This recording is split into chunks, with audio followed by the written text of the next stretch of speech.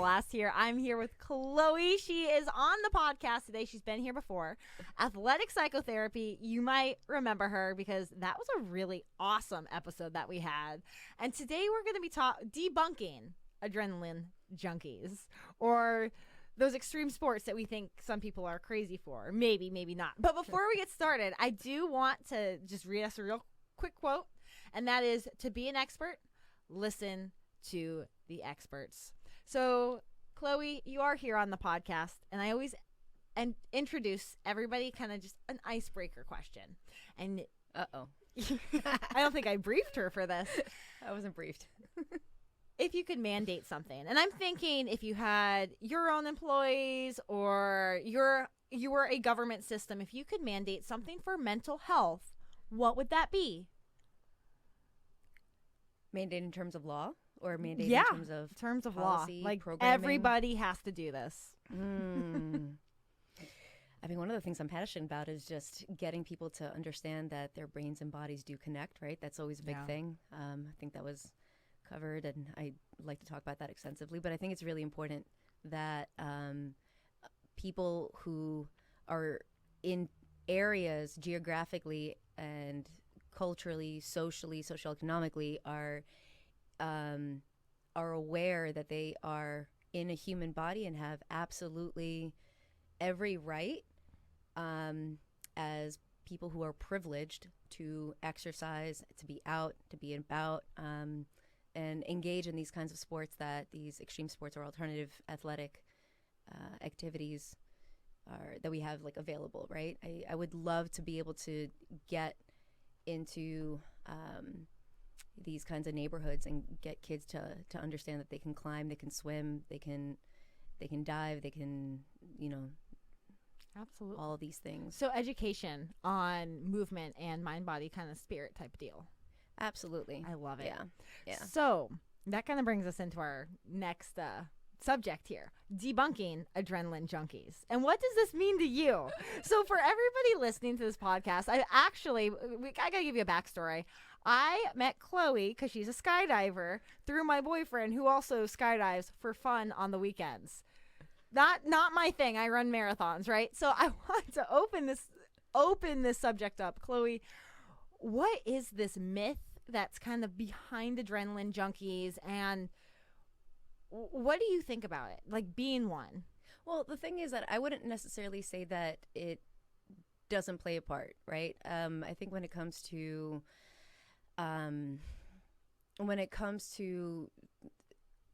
feeling our senses and having there is some truth to the adrenaline aspect of the sports, right?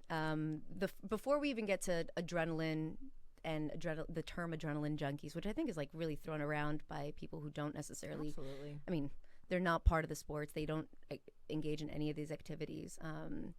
Adrenaline is a part of it, and it actually is a part of it, but there's many different aspects that I think I want to talk about today.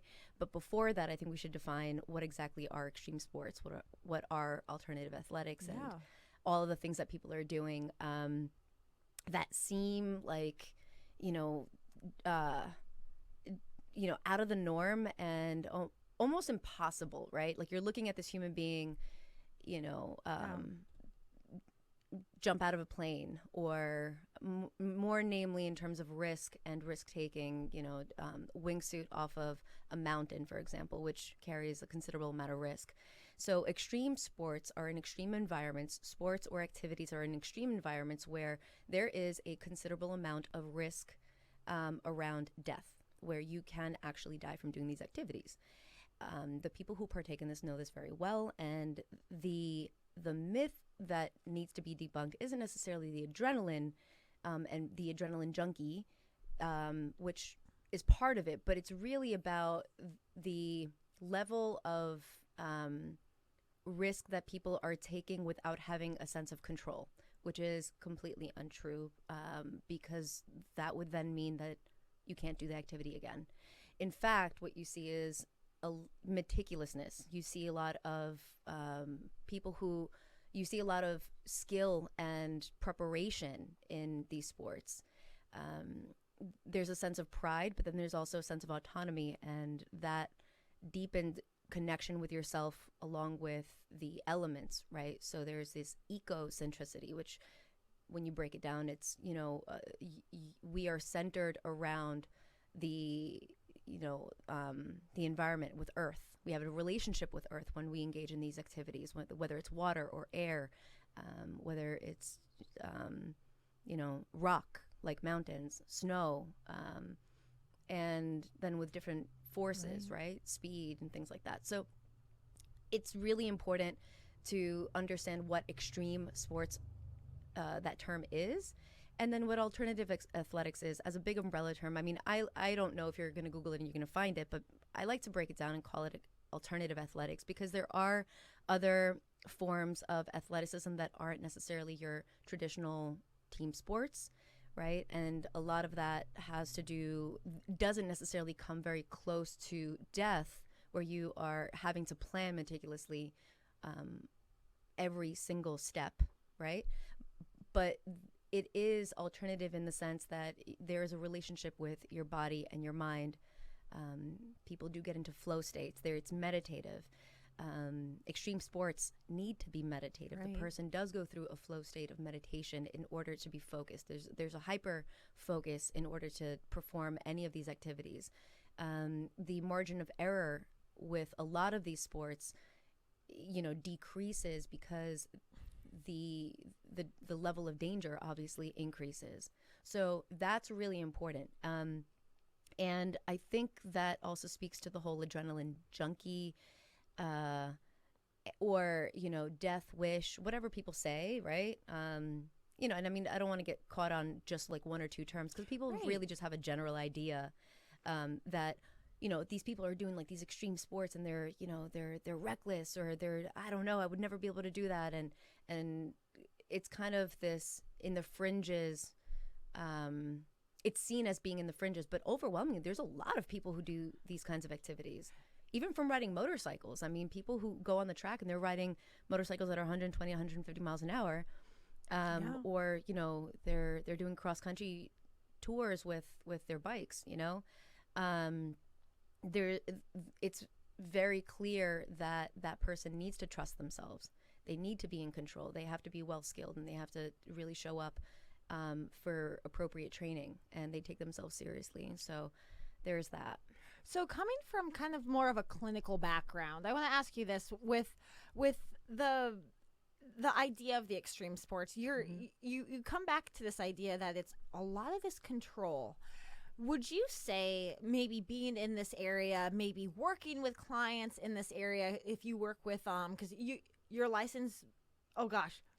Please, you're a psychotherapist, right? Yeah, I told you I couldn't say the other one. I wasn't going to remember it correctly. But you're a psychotherapist. You work with a lot of clients that are athletes, that are in this field. Would you say the background of whatever their life history is, maybe they did lack control, maybe they lacked acceptance, maybe they lacked, this like certain area, and then they got into these extreme sports that were helping them in that, that control.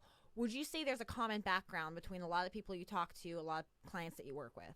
I don't think that's the case. I think everyone's super different.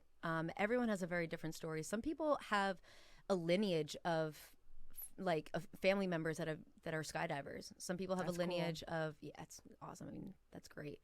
I know athletes that have a lineage of being in the water, whether that's deep dives with scuba tanks, free dives. Yeah. Well, I thought I was going off a plane. Yeah. I told her I was free diving, and she thought I was jumping out of a plane with no parachute on. I was like, no, it's when you dive unassisted. What? I was like, this isn't going to end well. I was like, well, you have a snorkel. Out of the airplane. That's funny. That was funny.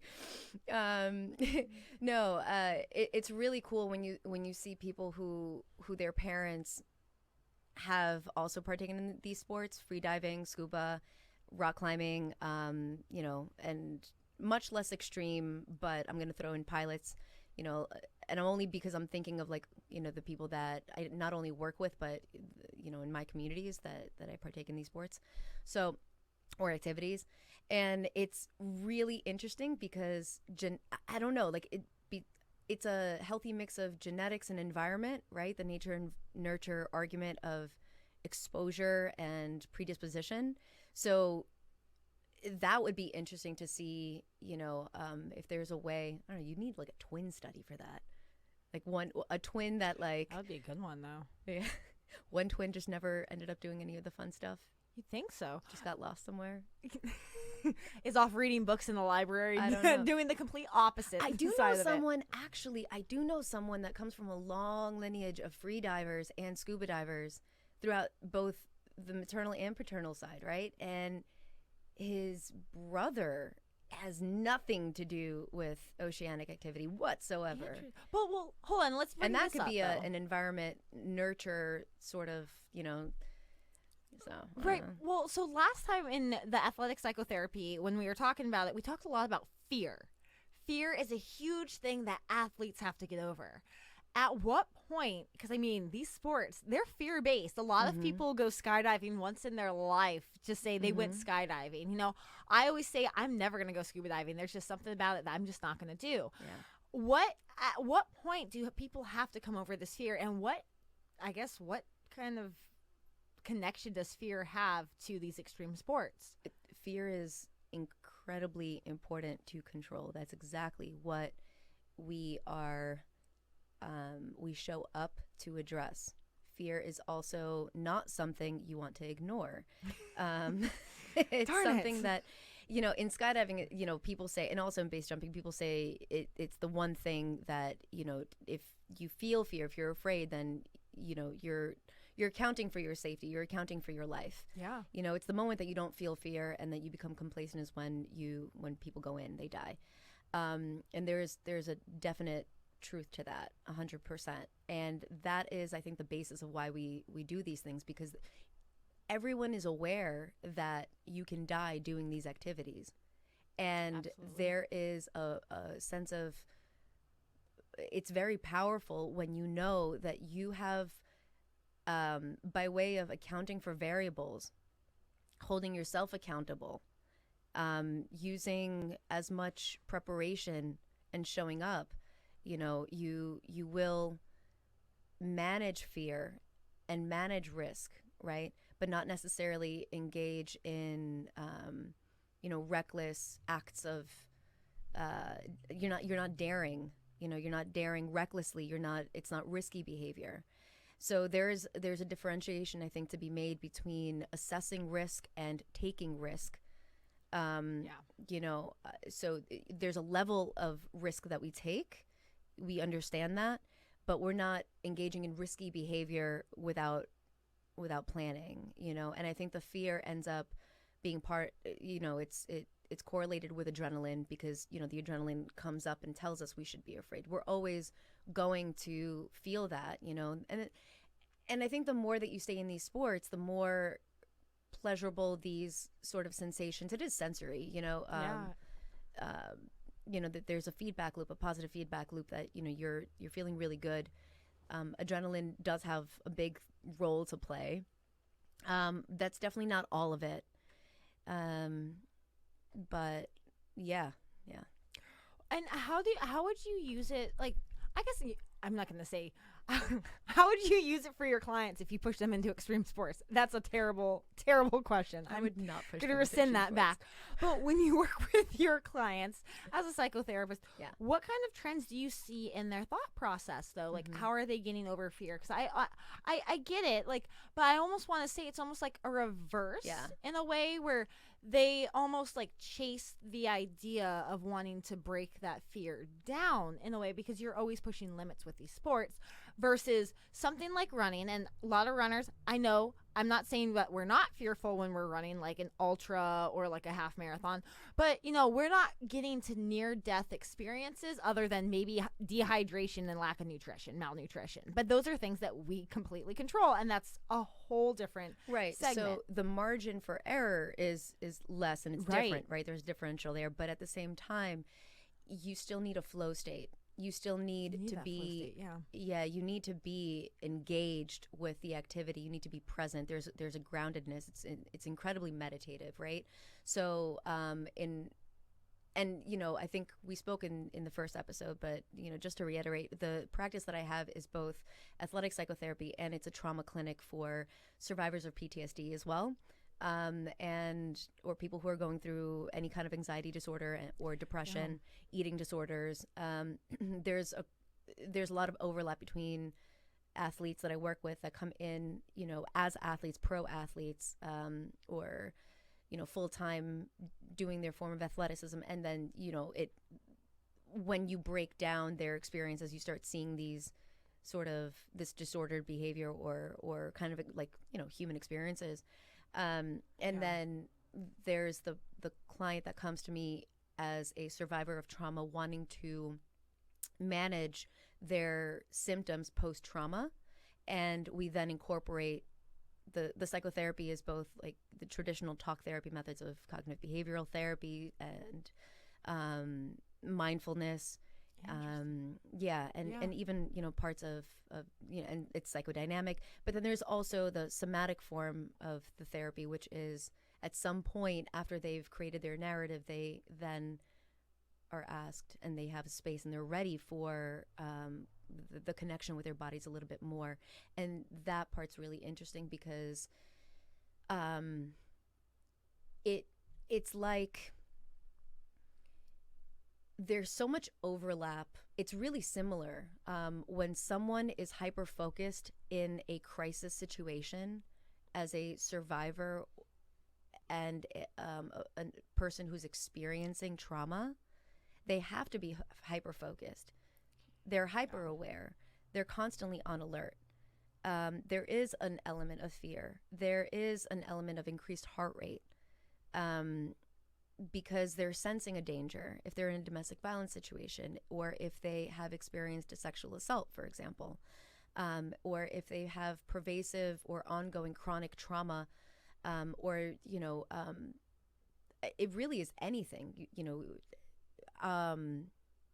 veterans, people that are coming from war-torn countries and, they're fleeing with refugee status or something. Anybody who comes in as a survivor of trauma, or someone who's just been just really has a terrible breakup from a toxic situation, or has a death in the family of a loved one, right? Trauma is across the board. There's a myriad of examples that I can give you that would be on a spectrum, right? And they all count. They are all equally valid, right? And what happens is that there tends to be both a hyper connection to the body and also complete disconnection in other facets of body connectivity when there's a threat sensed, right? Because you're not necessarily creatively thinking. You're not grounded to think about your breath and to think about, your heartbeat, to be able to regulate all these things. So hormonally, we have a surge of cortisol and adrenaline that gets surged into the body. So this is what I'm glad you're going this way, because this is where I was going to ask you that kind of next question, because I wanted to know where these extreme sports tie into like things like PTSD and depression. But I want to kind of set it up in a way like a lot of us who we've all felt it. Like at some point we've had trauma in our lives, and we know that you almost go numb. And it's a weird way to describe it. And because you're not numb as in if they gave you like numbing cream at like the doctor's office, but you're numb in a way that it's hard to feel things. Like you just don't feel things in the same way. You're desensitized. You're desensitized, right? Right. So what is the linkage or link between these extreme sports and maybe PTSD? Because it's almost like at a heightened level that you feel your body connect to the world. You feel alive. Is that why some people maybe take on extreme sports, because they finally maybe almost feel something again after this trauma, because it needs to be so much higher at a higher level? I don't know. This could be something. This is a good question to ask you. You know way more than me. I would say that every story, going back to the original question, what drives people to do these sports, and what we were talking about before, it really does vary. Like I was saying, you really can either come from a family of people partaking in these activities, or you just stumbled upon something and have an inclination for whatever reason. There's an element, like we said, control, that people do favor, and then there's there's a pleasure principle there where, you know, the positive feedback that you're getting is that you're able to do this successfully. And I think it kind of stops there in terms of like how we can generalize it. But going back to the desensitization for trauma survivors, I think what I can say to that is, because everybody's story is different, it's so hard to like talk about all these things, and like you really put somebody can't in one box, right? Yeah, you can't. You really, really can't. But what we can do is then generally talk about the work, and at least like what are some approaches that we can try with people. And of course it's not trial and error, but it's like not one size fits all. So I have, you know, tools in a toolbox that I'm like, okay, well, we'll in having conversations with people, we kind of get to wherever we need to get to organically. But it's about kind of deconstructing and then reconstructing when it comes to someone who has survived trauma, because their conceptualization of being hyper-focused and hyper-aware is for safety, because they truly believe that they're about to be hurt and harmed in a way that is triggering and will bring them to a past memory. And so therefore that gets overly generalized, where, you know, if something bad happens on a bridge, then all bridges are bad. We don't go to bridges. Yeah. And so that's kind of what needs to get deconstructed. And then I truly believe that anyone who has experienced,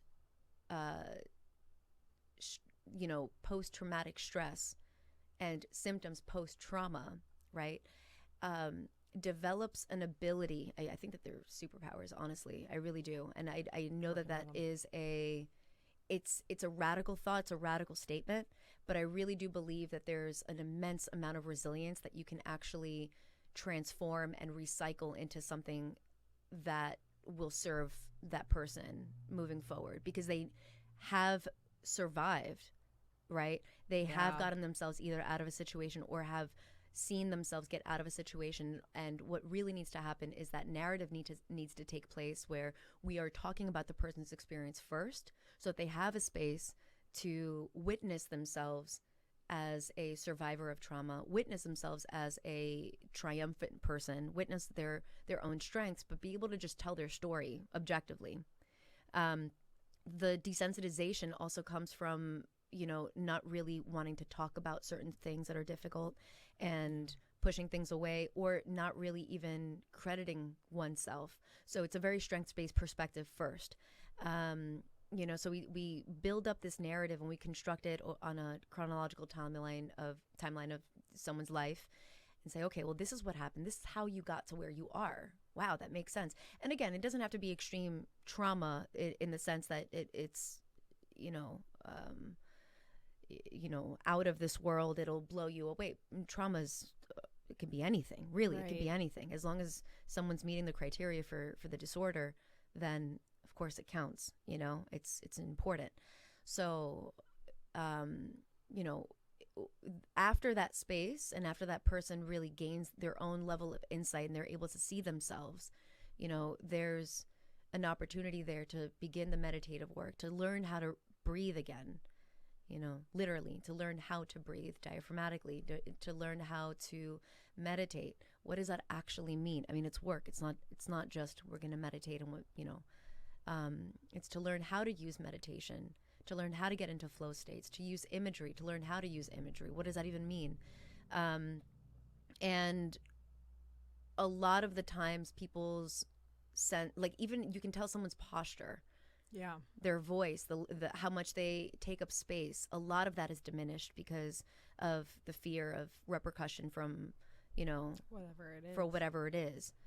And it could be chronic. It could just be, you know, an unhealthy relationship over a long, long period of time or a short period of time. So the person just gains a sense of their own space and their own through using their own voice. And once we get to that point, then we've already addressed a lot of the fear that they've experienced in a safe environment. That is exposure. And very much like extreme sports, gradually, like a skydiver, you know, we have this, what's the term? The door monster. On your 25th jump, it's supposed to go away. It's like this, the door monster is this this fear that, you know, it's really scary to get out the door, and eventually, like, you don't even think about it. Like, I don't even think about it anymore. No, nobody really does past a certain point. You don't feel that. It just becomes about technique. And those nuances, the minutia of movement and all that, then it becomes important. Like, you have the space to focus on it, right? Well, that's a metaphor for the healing post-trauma. You have the space to focus on all of your micro movements, all of, you know, the fact that you can eat food, you can view your plate and look at the colors, you're able to feel your heartbeat, you're able to breathe and hear your breath. And then once you're able to do that, then I ask them, and this is after several months of this work, right? Then I ask people, you know, so have you, you know, from your consultation, we've spoken about these things. You came to me saying that, because a lot of people come to me, they're like, I used to do lacrosse. I used to horseback ride. I used to do gymnastics, and like almost like it's supposed to be a qualifier for psychotherapy. And I'm like, everyone is welcome. Like, you don't necessarily. So I have to like clarify that. I don't know. Maybe something in the way that I've written my blurb or something. I don't know. Is that called a blurb? Could be a blurb. Your little bio. The bio right there. So what would you say like would be the biggest takeaway for like really understanding people in extreme sports that maybe have suffered from trauma? Like, what is that biggest takeaway? That these environments, since there is an overlap with hyperfocus, and it is necessary to account for all the variables around you, these environments are the most conducive to healing, because you're basically trusting yourself and proving to yourself time and again that your level of attention, your level of calmness, and how grounded you are, and your presence that creates that flow state does get you through. The calmer you are, the less frantic you are, the less of a crisis it feels like. Right. The more control you have. And I think that is immensely healing for people, you know. Similarly, I think extreme sports and alternative athletics in general are places where people take veterans, for example, people who are in special operations, right? Their jobs are classified. They have immense pressures, highly skilled individuals, right? They are not capable of coming back into society as mundane employees and workers, right? Yes. That it's just not possible. It's not possible. No. And nor should it be. I mean, they're highly trained. So you come back into this world, right, that you have here, and you don't feel like you belong. You don't feel like you can fit in, and kind of, I mean, angry, right? And angry at the sense that you have all of these qualifications that you no longer are putting to use. So, and there's a lot of, I mean, there's nonprofits I can think of several actually. Yeah. There are nonprofits that are doing great work around this. You know, teaching veterans how to, you know, get back into like how to mountaineer, how to skydive, how to scuba dive, how to surf, you know, anything, because it's something to gnaw on, something to work through. It really is like a great way to kind of like connect you back to life, back to that feeling, back to society without being criticized for it. I definitely could agree with that. Right. Definitely. Now, I hate it because I talk about this all day, but we're running out of time. So I want to ask you one last big question that I always ask all my guests. And that is, what is something that you do in your life every single day, a habit and a routine, or habit/routine, I guess it doesn't have to be both, that helps you run your life and not let life run you? I love that question.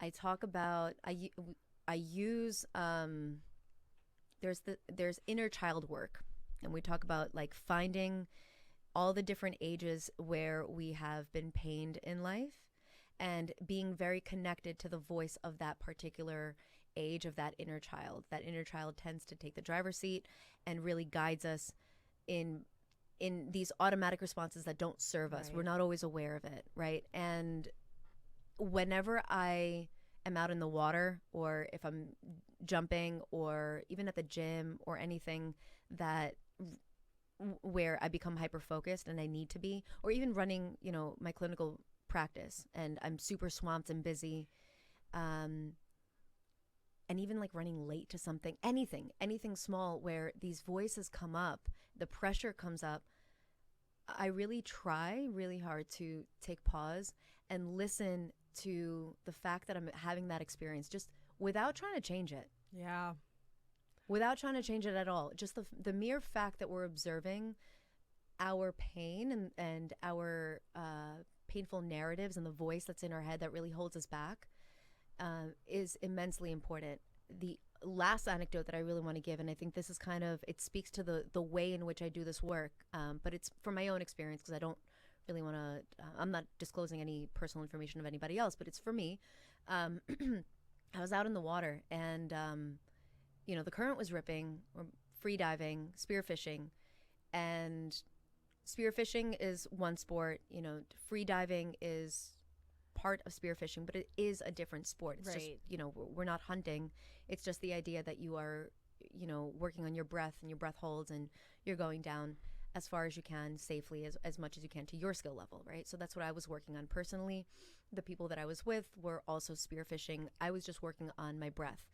And it was the first time that I had worn that much weight on my weight belt. Oh, wow. And which was fine. It wasn't unsafe. I mean, it can be, but again, going back to the controlling your own variables, assessing risk, and having control over your stuff.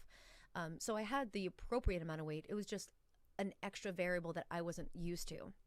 And so my wetsuit, along with, you know, additional gear and the current ripping and visibility being low, right, put me, and I get diver's panic a lot, which is, I totally agree with you. Scuba diving is something I'm still working on, because it's hard. But I started, I didn't feel like I can breathe. And I felt really constricted in my space. And I was like, I can't do this. So I went down like 10 feet, which is nothing. Went down 10 feet, came back up. My friend realized, came up to me and said, you know, what's going on? And what we did was I held on to their arm, just, you know, so that I would not have to exert any energy. And what I did was I just remained as buoyant as possible. I closed my eyes. Even with the current ripping, it actually helped because I was swaying back and forth with the current, right? Yeah. I was buoyant, so I was able to, you know, witness and feel my body move, right? Which aids in the meditative state. And I closed my eyes, and instead of just closing my eyes and imagining something, which is something that we all automatically do, we don't just close our eyes and we're not seeing the colors of our eyelids, right? You're just, you know, you start envisioning things. Right. But instead, what I did was I looked straight ahead through my eyelids into the darkness of my eyelids. And I know that sounds really strange, but what that did was that it allowed me to remain conscious, aware, awake, and it put me in a place where I was very much aware of my entire body. And then I focused on my breath, and I focused on my lungs expanding, and, you know, absolutely, you know, and that was maybe like 3 or 4 minutes. The difference in my performance from 10 feet, which is really low, to me going down, taking a huge breath hold, and being able to go belly down into, you know, 25 feet. Again, it's not, it wasn't very deep at all. But the idea was that I was able to go belly down and start just coasting, and then went down to 30 feet, and then it was fine. It all becomes mental. It really, in a matter really of does. Minutes, it's all mental. It really is. And that's a great one to practice every single day. Mm-hmm. So, Chloe, if they want to reach out to you, especially if they're in extreme sports and looking for a psychotherapist, where can they find you? What's your website? Yeah. So, well, I'm working on, do you have a website? For that. We are, yes, I do. It will be altatherapy.org. Awesome. Yeah, altatherapy.org. It is, yeah, I'm so excited. I actually had a phone call yesterday. That's in the mix. That's awesome. Next couple of weeks, it's going to be up and running. Yeah, I'm super stoked. But Chloe, CHLOE, at altatherapy.org. Or you can go onto alma.com, or Hello Alma, I think they're calling it. Yeah, helloalma.com. And that's where You can request a consultation. Look me up. It's Chloe, and my last name is long, but it is Svolakos, Svolakos.